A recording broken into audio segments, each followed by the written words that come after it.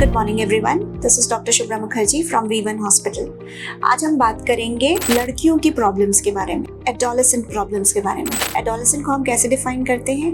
वो बच्चियां जो 10 साल से 19 साल की उम्र के बीच में होती हैं। इन बच्चियों को बहुत सारे चेंजेस हो रहे होते हैं। हार्मोनल चेंजेस हमारी बॉडी में 10 से 19 साल की उम्र में बहुत सारे होते हैं और इससे सक्सेसफुली एडजस्ट करना भी मुश्किल होता है, क्योंकि एक तरफ पढ़ाई लिखाई चल रही होती है, एक तरफ स्पोर्ट्स एक्टिविटीज़ चल रही होती हैं और दूसरी तरफ हमारी बॉडी जो है वो बहुत तेज़ी से बदल रही होती है। इसके साथ हमें बहुत मूड चेंजेस होते हैं, बहुत इनसिक्योरिटीज़ होती हैं, बहुत अलग तरह की फीलिंग्स आने लगती हैं जिसको हम एक्सप्लेन नहीं कर सकते। इसलिए बहुत ज़रूरी है जानना कि एडोलेसेंट हेल्थ को कैसे अच्छे से मेंटेन किया जाए। ये जो इम्पोर्टेंट माइलस्टोन्स हैं जो एडोलेसेंस में होते हैं, इनको हम कैसे सक्सेसफुली अटेन करें और सक्सेसफुली इनसे आगे बढ़ें। तो सबसे पहले हमें ये समझना पड़ेगा कि 11 से 12 साल की उम्र में बच्चियों को पीरियड्स आना शुरू हो सकता है। 10 साल से नीचे की बच्चियों को अगर पीरियड्स आ रहे हैं तो इसे हम प्रिकॉशंस प्यूबर्टी कहते हैं और ऐसे केसेस में आपको अपने केयर प्रोवाइडर या अपने गायनेक को दिखाना चाहिए। 11 से 12 साल की उम्र में आमतौर पे पीरियड्स आते हैं। सबसे पहले ब्रेस्ट डेवलपमेंट होता है, प्यूबिक हेयर आता है और लास्ट में पीरियड्स आते हैं। अगर पीरियड्स आ रहे हैं तो अपने को ये समझना है कि पहला पीरियड हैवी हो सकता है और अगर बहुत ज़्यादा हैवी है, बच्ची 5 से 6 पैड्स पर डे चेंज कर रही है और 10 से 12 दिन तक ब्लीडिंग रुक नहीं रही है, ऐसे बच्चियों को खून की कमी हो जाती है। ये बिल्कुल नहीं सोचना है कि पहला पीरियड है तो हम घर पे ही रुक जाएं और वेट करें कि वो धीरे धीरे ख़त्म हो जाएगा। No, you have to come to the hospital. This is a condition called puberty menorrhagia और अगर उसका ट्रीटमेंट नहीं किया जाए तो वो खतरनाक हो सकता है, बच्चियों को खून की कमी हो सकती है, इसीलिए उसका ट्रीटमेंट करना ज़रूरी होता है। और प्यूबर्टी मेनोरेजिया अगर हम ट्रीट कर लें तो आसानी से ट्रीट हो जाती है, उसमें कोई सर्जिकल इंटरवेंशन की ज़रूरत नहीं पड़ती है क्योंकि वो इमेच्योर हार्मोन्स के कारण होती है। दूसरी समस्या जो आती है बच्चियों को इस समय पे वो है एक्ने, मतलब उनको पिंपल्स निकलने लगते हैं, फेस पे पूरे पिंपल्स आ जाते हैं, उनका खुद का बॉडी इमेज परसेप्शन डिस्टॉर्ट हो जाता है, वो डिप्रेशन में चले जाते हैं कि मम्मा देखो मेरे कितने सारे मुहासे आ गए फेस पे, मेरे को इतने पिंपल्स हो गए हैं, मुझे मेरे फ्रेंड्स बोलते हैं कि मेरा फेस क्लीन नहीं है, पहले तो मेरा फेस बिल्कुल क्लीन होता था। So you have to understand that this is all hormonal और थोड़ा बहुत सपोर्टिव मैनेजमेंट से ये पिंपल्स का हम कम्प्लीटली ट्रीटमेंट कर सकते हैं।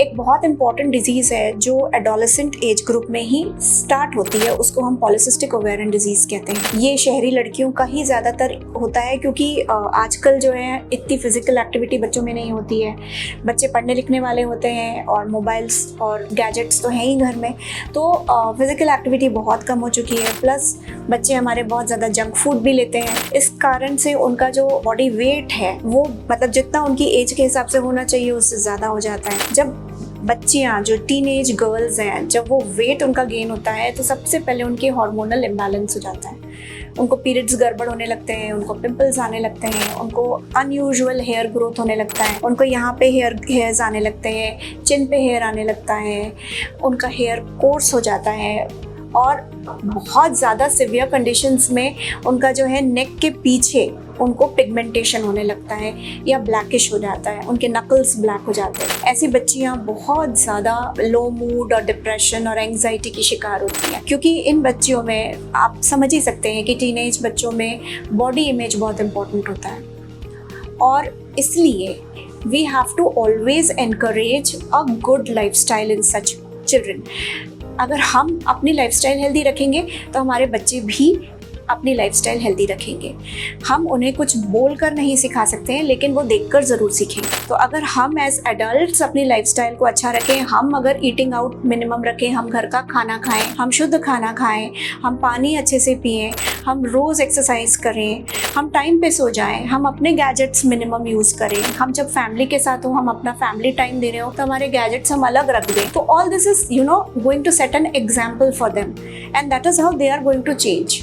ये हो गई लाइफस्टाइल की बात। इसके अलावा भी आपको आपके गायनेक के पास जाना चाहिए बच्चियों को लेकर के, ताकि हम छोटा मोटा जो भी सपोर्टिव मैनेजमेंट है, कुछ बच्चियों को हार्मोन्स देने पड़ते हैं for a very short period of time, जैसे उनके पीरियड्स बराबर हो जाते हैं। हम उनको डाइटरी एडवाइस दे सकते हैं, लाइफस्टाइल चेंजेस के लिए एडवाइस कर सकते हैं, साथ में उनके पिंपल्स क्लियर हो जाएं उसके लिए भी हम मेडिसिन दे सकते हैं। इसके अलावा कुछ ऐसी बच्चियाँ होती हैं जो आपको बोलेंगी कि हमें बहुत सिवियर पेन होता है पीरियड्स में, इतना सिवियर पेन होता है कि हम स्कूल नहीं जा पाते, हमें कॉलेज मिस करना पड़ता है, हम सारा दिन सोते हैं। तो ऐसे पेशेंट्स को भी आप अपने गायनेक के पास लेके जाइए।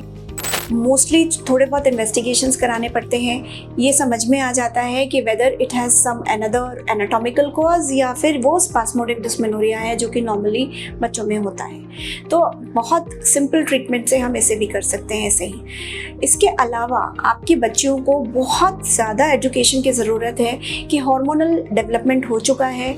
ऐसे केसेस में अगर वो अपने कुलीग्स के साथ या अपने फ्रेंड्स के साथ या किसी के भी साथ अनसेफ सेक्सुअल प्रैक्टिसेस में इंडल्ज करते हैं तो अनवांटेड प्रेगनेंसी हो सकती है, and it is going to be devastating for her as well as her family. It is very important to understand that बच्चों को बहुत जल्दी ही हमें सेक्सुअल एजुकेशन देना चाहिए ताकि वो समझ सके कि क्या सही है, क्या गलत है, और क्या करने से उनके ही शरीर को नुकसान पहुंचेगा। इसके अलावा लड़कियों में बहुत कॉमन कंप्लेन होती है कि हमें वाइट डिस्चार्ज होता है। Now we have to understand that white discharge हमें कब ट्रीट करना है। वाइट डिस्चार्ज हमें तब ट्रीट करना है जब वो एक्सेसिव हो रहा हो, या उसका कलर चेंज हो रहा हो, या रेडिश, येलोइश, ग्रीनिश हो रहा हो, या उसके साथ एसोसिएटेड इचिंग हो, या फाउल स्मेल हो, तभी हमें वेजाइनल डिस्चार्ज को ट्रीट करना है।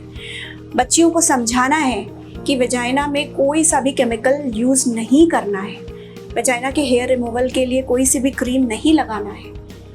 ज़्यादा से ज़्यादा हेयर क्लिपिंग की जा सकती है। आजकल मार्केट में बहुत सारे कॉस्मेटिक प्रोडक्ट्स अवेलेबल हैं फॉर डूशिंग, बट वो बहुत ख़तरनाक होते हैं। वो आपके वेजाइना का पीएच ऑल्टर कर देते हैं और इसीलिए आपको वो यूज़ नहीं करना है। Simple soap and water is enough. Cotton undergarments पहने, एयरी कपड़े पहने ताकि वहाँ पे फंगस ग्रोथ ना हो पाए। ये सारी चीज़ें बहुत इम्पॉर्टेंट हैं। So I think most of the adolescent issues I have covered.